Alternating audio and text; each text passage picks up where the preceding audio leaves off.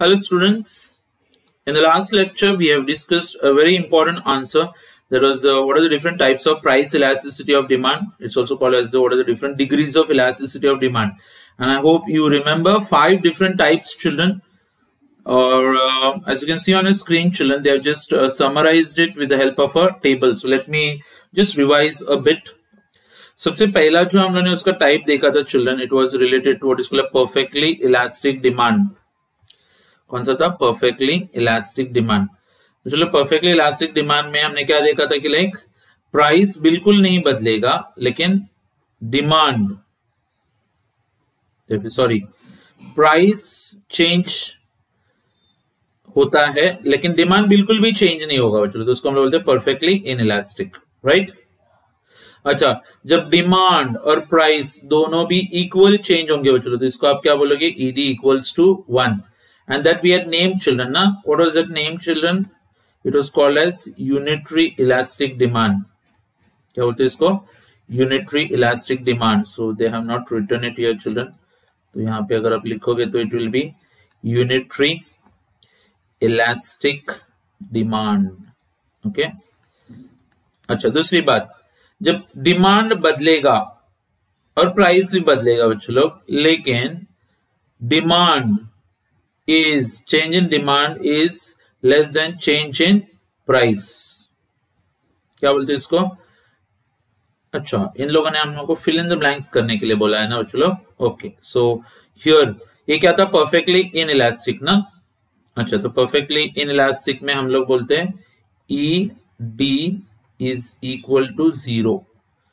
अच्छा, ED equal to 1, तो ये क्या था? Unitary elastic. ED greater than 1, so relatively elastic demand.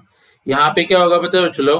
Change in demand.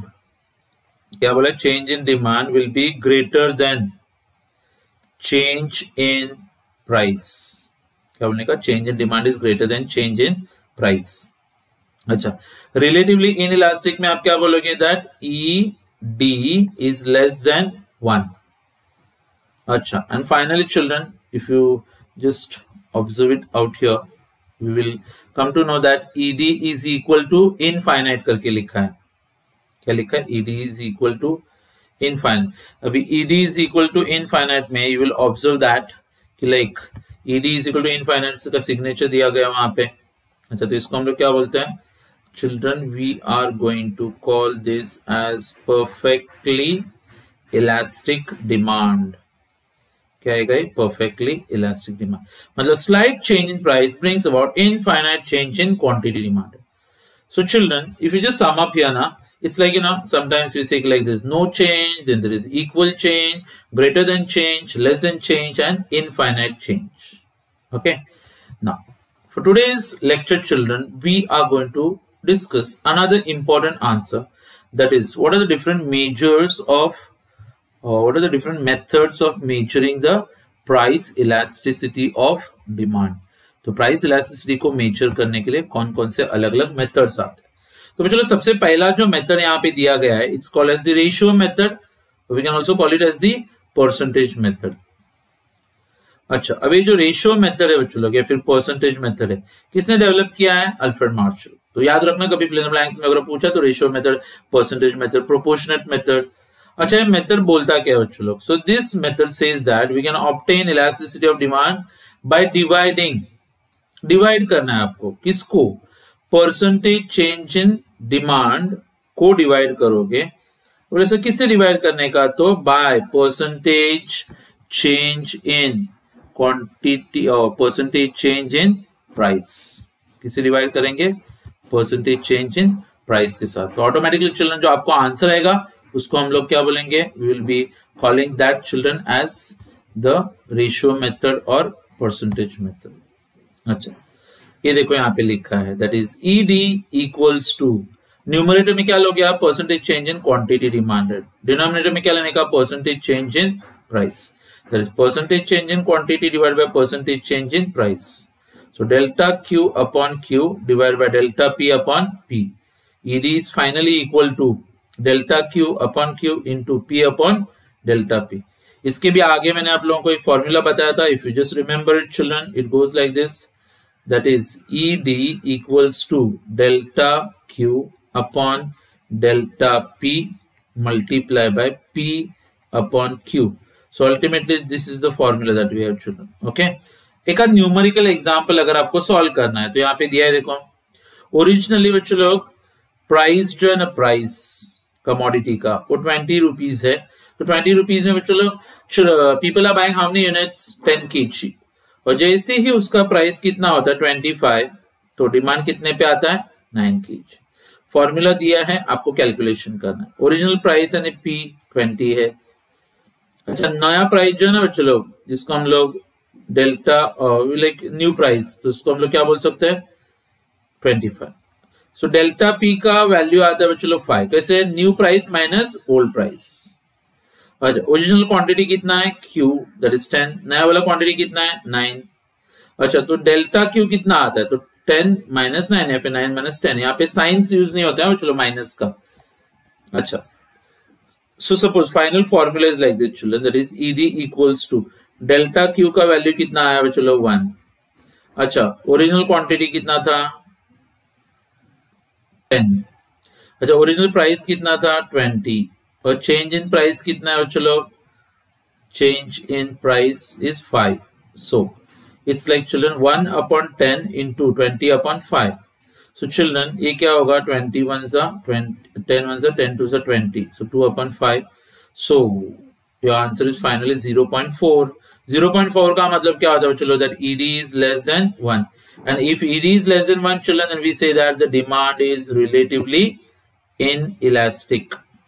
Demand कैसे आएगा बच्चों लोग, relatively inelastic। So आप ऐसे न्यूमेरिकल एग्जांपल सॉल्व भी कर सकते हैं हम लोग। ओके, अच्छा, नाउ यहाँ पे ध्यान रखने का बच्चों लोग कि price elasticity when we measure children with the help of this ratio method, we need to understand that कि like value of elasticity will always be negative, क्योंकि डिमांड को कैसे होता है डाउनवर्ड स्लोपिंग ना, लेकिन we are going to ignore the sign of minus. बच्चों हम लोग माइनस का साइन यहाँ पे इग्नोर करते हैं। अच्छा, दूसरी बात, price elastic demand is pure number, it does not depend upon its units which price of the commodity and its quantity are measured। ये पहला मेथड हो गया children, that method is known as what method, ratio method, percentage method या फिर proportionate method. अच्छा, दूसरा method जो है children, it's called as the total expenditure method. अच्छा, ये मेथड बच्चों किसने डिवाइस किया हुआ है, तो this method also devise by Alfred Marshall. इसमें हम लोग बच्चों लोग कौन सी चीज को कंसिडर करते हैं, तो अमाउंट ऑफ एक्सपेंडिचर, प्राइस बदलने से पहले और प्राइस बदलने के बाद। तो प्राइस बदलने से पहले में कितना खर्चा करते हो, प्राइस बदलने के बाद में कितना खर्चा करो, दोनों को कंपेयर करके देखने का, and then you come across the answer of elasticity of demand. तो सवाल आता है कि टोटल एक्सपेंडिचर का फॉर्मूला क्या है, तो फॉर्मूला बच्चों is in front of you, price multiply by quantity. अच्छा, now according to him what we can observe your children, now the observation that we have is this कि first one, relatively elastic demand. अच्छा, मतलब with a given change in the price of a commodity, total outlay increases। मतलब जब total outlay बढ़ेगा तो elasticity of demand will be greater than 1, इसलिए हमने यहाँ पे लिखा है ED इज ग्रेटर देन 1। अच्छा, प्राइस बदला बच्चों लेकिन टोटल आउटले में नो चेंज आ गया है, फिर इट रिमेन्स कांस्टेंट, तो it will be equal to 1। और तीसरी बात बच्चों कि लाइक प्राइस चेंज हुआ है और लेकिन टोटल आउटले डिक्रीज हो गया बच्चों लोग, तो answer will be less than 1। सो इसमें तीन अलग अलग टाइप के इलास्टिसिटीज का इंफॉर्मेशन मिलेगा आपको, greater than 1, equals to 1, less than 1। अच्छा, can we study that children from this small table that we have here. अच्छा, पहले हम लोग यहाँ पे कॉम्बिनेशन ए देख रहे हैं, ध्यान से देखना सब लोग, इट्स वेरी सिंपल। इनिशियली बच्चों लोग प्राइस कितना है 10, तो कंज्यूमर कितने यूनिट्स खरीद रहा था 6, खर्चा कितना हुआ उसका 60। फिर बच्चों लोग प्राइस 20 हो गया, मतलब हायर प्राइस, तो डिमांड क्या होगा कम। अच्छा, लेकिन फिर उसने 25 100 रुपीज खर्च किए, लेकिन आपने नोटिस किया कि प्रोडक्ट सस्ता हुआ, उसने कम, प्रोडक्ट महंगा हुआ, उसने कम खरीदा है बच्चों लोग, क्या खरीदा है कम खरीदा है, लेकिन उसका जो टोटल आउटले है ना बच्चों लोग वो बढ़ गया है, total outlay is increasing, so we say that ED is greater than 1। फिर बच्चों कितना प्राइस हुआ 30। अच्छा, उसने कितने यूनिट्स खरीदे हैं 4। अच्छा, और थोड़ा महंगा हो गया children 40। How many units is he buying 3। लेकिन अगर आप यहाँ पे देखोगे तो 3 4 12 और ये 4 3 12, तो उसका एक्सपेंडिचर चलो जो क्या है कांस्टेंट है, और क्योंकि वो कांस्टेंट है that is why we say that ED equals to 1। फिर बच्चों वही कमोडिटी 50 रुपए की हो गई, उसने 2 यूनिट खरीदे, 5 2 10 एंड 100 रुपीज खर्च हुआ। फिर 60 रुपए की हो गई, इज ओनली बाइंग 1 यूनिट, तो 60 रुपीज का एक्सपेंडिचर हो गया। तो उसका खर्चा बच्चों पहले कितना था 100, प्राइस बढ़ने के बाद वो 60 रुपीज खर्च करा है ना, तो we say that ED is less than 1।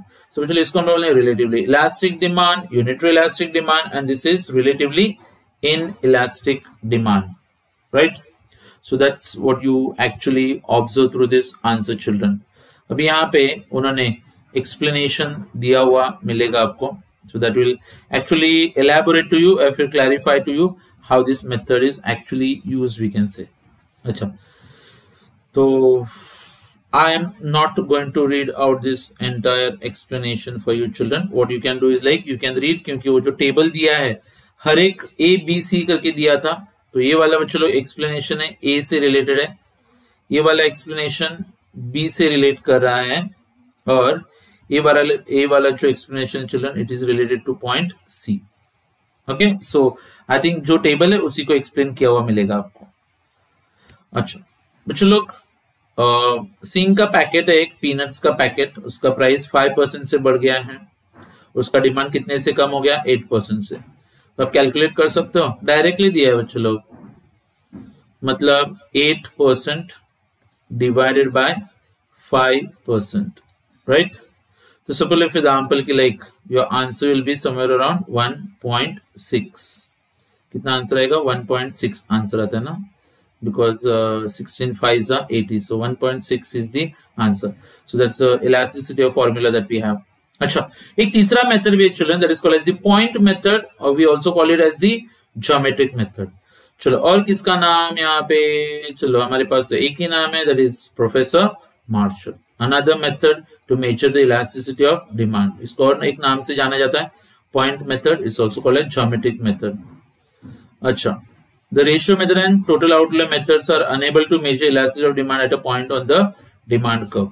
So demand curve के एक पॉइंट पे अगर आपको इलास्टिसिटी मेजर करनी रहेगी, तो वहां पे बच्चों आपको क्या काम नहीं आएगा, पॉइंट मेथड या फिर रेशियो मेथड। तो वहां पे हम लोग कौन सा मेथड यूज करते हैं, we will use the geometric method. So at any point on the demand curve children, the elasticity of demand is measured with the help of following formula. जैसे children we got the lower segment of the demand curve divided by upper segment of the demand curve. तो short में लिखने का रहेगा तो आप क्या लिखोगे children, you will write it like this, that is elasticity of demand is equal to L divided by U। So lower segment divided by upper segment. Okay, लेकिन डिमांड कर्व्स बच्चों लोग दो अलग अलग टाइप के दिखेंगे आपको। एक होता है लीनियर डिमांड कर्व, कौन सा, लीनियर डिमांड कर्व, और एक होता है बच्चों लोग non linear demand curve. Linear demand curve को अगर आप मेजर करना चाहते हो तो कैसे आता है, देखो ये बच्चों लोग एक्स एक्सिस है, दिस वाई एक्सिस, फिर बच्चों लोग हमने यहाँ पे एक स्ट्रेट डिमांड को ड्रॉ किया है जो ए पॉइंट पे स्टार्ट होके पॉइंट बी तक जाता है। फिर आप उस पॉइंट को बाइसेक्ट करोगे, at which point, at point P. तो बच्चों अगर ये लाइन 4 मीटर्स की रहेगी तो ये 2 मीटर, ये 2 मीटर, फिर आप ए पी को वापस से P2 पे बाइसेक्ट करोगे तो 1 मीटर 1 मीटर, और यहाँ पे आप P1 पे बाइसेक्ट कर रहे हो तो ये भी 1 मीटर 1, तो हर एक 1 मीटर का हो गया children. So accordingly you can measure out children कि अलग अलग पॉइंट्स पे आप ये मेजरमेंट कैसे कर सकते हो। देखो it's as simple as that children, we will start with point P। Point P पे स्टार्ट करते हैं हम लोग। ओके, इधर ही मैं आपको बता रहा हूँ थोड़ा कैलकुलेशन करके, बाद में उन्होंने दिया हुआ है वो आप रिफर कर लेना। बच्चों यहाँ पे सपोज पॉइंट P पे आप मेजरमेंट करो, कौन सा पॉइंट, पॉइंट P, तो क्या बोला, lower segment divide by upper segment. Lower segment divide by upper segment मतलब क्या, लोअर सेगमेंट कितना है चलो 2 डिवाइड बाय अपर सेगमेंट कितना है 2, तो आंसर एग्जैक्टली कितना आएगा 1, और इसलिए यहाँ पे उन्होंने ऑलरेडी लिखा है ED इक्वल्स टू 1, राइट। अच्छा, suppose for example children if you want to count it at point P1, तो lower segment 1 मीटर का है और upper segment 3 मीटर का, right? So can we write here that is 1 divided by 3. So we say that 0.33, and that is why children here the answer is ED is less than 1. अच्छा, फिर बच्चों if you want to count it at point P2, तो P2 पे lower segment 3 meters का है और ये upper segment 1 meter का, तो it will be children 3 by 1. Answer is 3, and that is why children they have written as ED is greater than 1. फिर अगर आप पॉइंट बी पे मेजर करना चाहो तो लोअर सेगमेंट तो 0 है, अपर सेगमेंट पूरा 4 आएगा, तो 0/4 इज इक्वल टू 0. और अगर आप पॉइंट ए पे मेजर करना चाहोगे चिल्ड्रन तो it will be lower segment कितना आएगा, पूरा 4, अपर सेगमेंट में चलो कुछ भी नहीं है ना, तो इट विल बी 4. फिर लिखते वक्त उसको आप इनफाइनाइट लिखते हो because any number divide by 4 is equal to infinite, right? अच्छा, तो children the same thing what I told you is given here. तो पॉइंट पी पे चलो दोनों सेगमेंट्स इक्वल होते हैं, 4/4 इज इक्वल टू 1. P1 यानी नीचे. So children here suppose like for example now they have taken it as 6. Why? God knows. But 2/6 is 0.33, right? अच्छा, फिर उसके बाद में if you come across the next point children that is P2, तो वहां पे 6/2 आता है, that is equal to 3. अच्छा, फिर एक इनफाइनाइट वाला आता है बच्चों और एक कौन सा आएगा, 0 वाला आएगा. At the same time children if you come across a non-linear demand curve, तो सवाल आता है कि like sir non-linear demand curve रहेगा तो फिर हम लोग कैसे मेजर कर सकते हैं इलास्टिसिटी ऑफ डिमांड. तो चलो उसके लिए भी अपने पास फॉर्मूला है. So when the demand curve is non-linear, okay, that is convex to the origin. चलो इसको हम लोग कॉन्वेक्स बोलते हैं, जो कर्व है ना यहाँ पे इसको कॉन्वेक्स बोला जाता है. अच्छा, तो इलास्टिसिटी ऑफ डिमांड को काउंट करने के लिए आप सबसे पहले ड्रॉ करोगे एक टेंजेंट और उस टेंजेंट का नाम क्या होगा, ए बी. अच्छा, जो कौन से पॉइंट पे टच करता रहेगा, at point E, touching the Y axis at A and X axis at point B. जरा देख लेते डायग्राम बच्चों लोग. So accordingly we can say that ये बच्चों लोग डिमांड कर्व है डी डी. इसको मैं सिर्फ ओवरलैप कर रहा हूं, जरा नाम दिया है डी डी. बच्चों आपको बोला जाता है कि लाइक पॉइंट ई पे इलास्टिसिटी ऑफ डिमांड कितना हो मेजर करो. पॉइंट ई पे इलास्टिसिटी ऑफ डिमांड मेजर करना डिफिकल्ट होता है, इसलिए हम लोग एक छोटा सा कंस्ट्रक्शन करते हैं और वो कंस्ट्रक्शन के हिसाब से आपको एक टेंजेंट ड्रॉ करना है. उस टेंजेंट का नाम होता है ए बी. सो आप इसको ड्रॉ करोगे बी तक, मतलब वाई एक्सिस को ए पे टच करेगा और एक्स एक्सिस को बी पे, और डिमांड को चलो पॉइंट ई पे इंटरसेक्ट करा है. देखो फिर आप ये पॉइंट्स को ज्वाइन करते हो with X axis and Y axis. तो ये आपने यहाँ पे ज्वाइन किया वाई एक्सिस के साथ और ये आपने यहाँ पे ज्वाइन किया बच्चों लोग एक्स एक्सिस के साथ. तो आपको क्वांटिटी और प्राइस मिलेगा यहाँ पे, राइट? अच्छा, तो सपोज अभी आप देख सकते हो यहाँ पे कि like we can say lower segment और अपर सेगमेंट मिल जाएगा ना अभी आपको. यस, तो लोअर सेगमेंट का नाम क्या आएगा देखो यहाँ पे. तो children the lower segment would be somewhere around, imagine करना EB is greater than EA, EB greater than EA, तो EB is equal to EA, तो ED will be equal to 1. EB greater रहेगा तो फिर ये greater than 1 और EB less रहेगा तो फिर less than 1. तो इंटरसेक्शन कहाँ पे होता है, ये दोनों इक्वल रहेंगे तो equals to 1, ये छोटा रहेगा तो less than 1, ये बड़ा रहेगा तो greater than 1. So that's like again children we can come across what is called as the elasticity of demand. With which method children? It's called as the geometric method. Okay, now suppose एक छोटा सा table दिया बच्चों लोग यहाँ पे जो आपके लिए थोड़ा नॉलेजेबल हो सकता है. अच्छा, सपोज लाइक चिल्ड्रन कि लाइक कौन कौन से फैक्टर्स के ऊपर डिपेंड करता है बच्चों लोग कि लाइक डिमांड इलास्टिक रहेगा या फिर इन इलास्टिक रहेगा करके. So determinants of elasticity of demand करके बोला था इस आंसर को. क्या बोलते हैं? Determinants of elasticity of demand. But okay, now children if you just observe this lesson you will come across the point जहां पे आपको पता चलेगा कि लाइक हम लोग we are going to study about the elasticity of demand. Along with that we'll also be studying with the elasticity of supply. So children, we are towards the end of this topic. So what I will do is this कि आज आपने ये सब methods पढ़े तो उसमें मैं आपको और एक आंसर के साथ बच्चों कंफ्यूज नहीं कराना चाहता हूं. तो हम लोग नेक्स्ट लेक्चर में इस टॉपिक को कंप्लीट कर देंगे फिर, ठीक है। Now before I and it, let me revise a bit children what I taught you today. Okay, so just to begin with children, as today's answer for discussion children was, what are the different methods of measuring price elasticity of demand? जो सबसे पहला जो method था वो क्या था, ratio method, percentage method या फिर प्रोपोर्शनेट मेथड। उसमें आपको डेल्टा वाला फॉर्मूलाज डिराइव करना है। अच्छा, जो दूसरा मेथड मैंने आपको पढ़ाया वो क्या था, it was called as the total outlay method, और sometimes children it's also called as the expenditure method, लेकिन उसमें सिर्फ 3 टाइप्स मिलते हैं। फिर तीसरा मेथड आता है children, it is called as the geometric method और point method. All the 3 methods are associated with whose name children, obviously Alfred Marshall. अच्छा, फिर ज्योमेट्रिक मेथड के अंदर 2 है, एक लीनियर मेथड आता है और एक नॉन लीनियर मेथड।